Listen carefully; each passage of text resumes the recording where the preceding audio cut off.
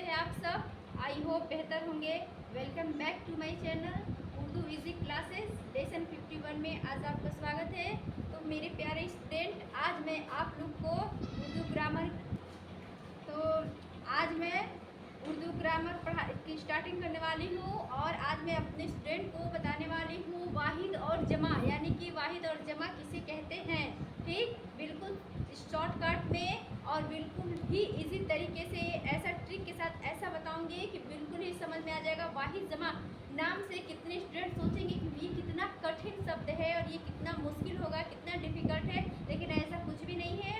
In fact चाहे उर्दू हो या चाहे इंग्लिश हो चाहे हिंदी हो, इन तीनों में ही हमें वाहिद जमा यानी कि पढ़ते हैं हम, लेकिन हमें मालूम नहीं रहता होता है कि ये क्या है। और तीनों में ही बहुत सिंपल, बहुत आसान है।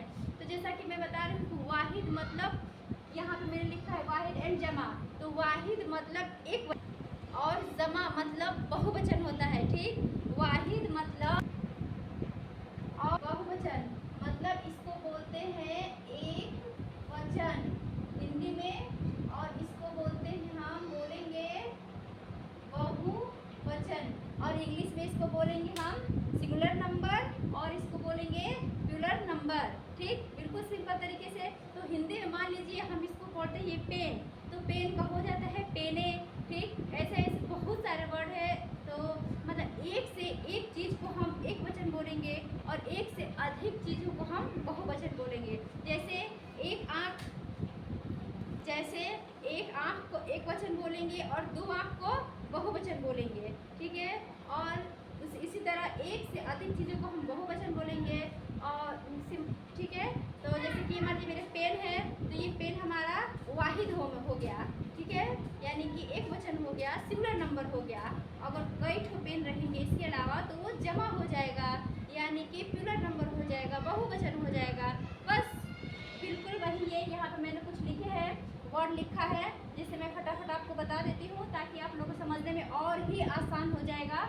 जैसे यहाँ पे मैंने लिखा है नगमा। ठीक, तो नगमा हमारा क्या हो गया?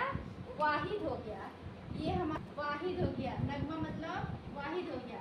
और इसका जमा यानी कि बहुवचन हमारा हो जाएगा नगमे। ठीक, ये नगमा का नगमे हो गया। यहाँ मैंने लिखा है किताब, किताब का हो जाएगा कुतुब। क्या हो जाएगा? कुतुब। ये हो जाएगा फायदा, यानी कि फायदा को हो जाएगा फवायद। ठीक, ये हो गया वाहिद और ये हो गया जमा, यानी कि ये एक वचन और इधर बहुवचन। ये हो गया मुसीबत, मुसीबत का हो जाएगा मुसाइब। ये वाहिद हो गया और ये हमारा वो जमा हो गया। ठीक, तो ये हो गया मुशाइब। इसी तरह यहाँ पे मैंने लिखा है मौका। ठीक, ये मौका हो गया और ये मवाक़ा। क्या हो गया? मवाक़ा। ये हो गया बहुवचन। अब मैंने कुछ वर्ड यहाँ लिखा है, जैसे चीज, कोई भी चीज, चीज को हो जाएगा चीजें। यहाँ पे क्या रहे? वाहिद और ये है जमा।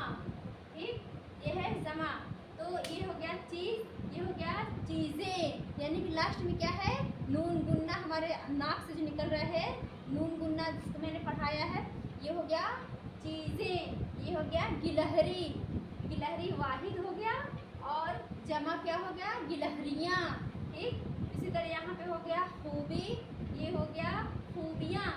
ये हो गया गरीब, ये क्या हो गया? गरीब। ये हो गया गुरबा, क्या हो गया? गुरबा। ये हो गया मुल्क, कोई मुल्क, मुल्क। ये हो गया मलूक।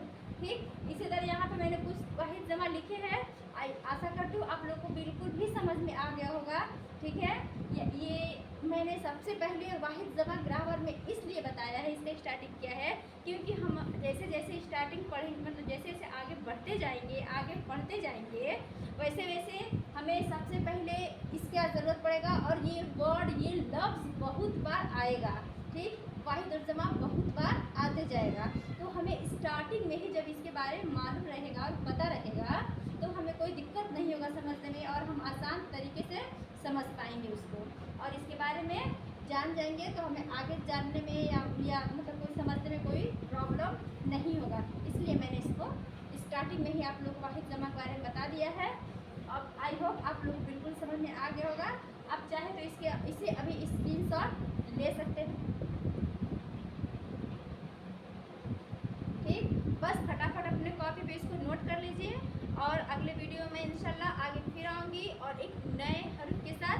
तब तक के लिए अल्लाह हाफिज़।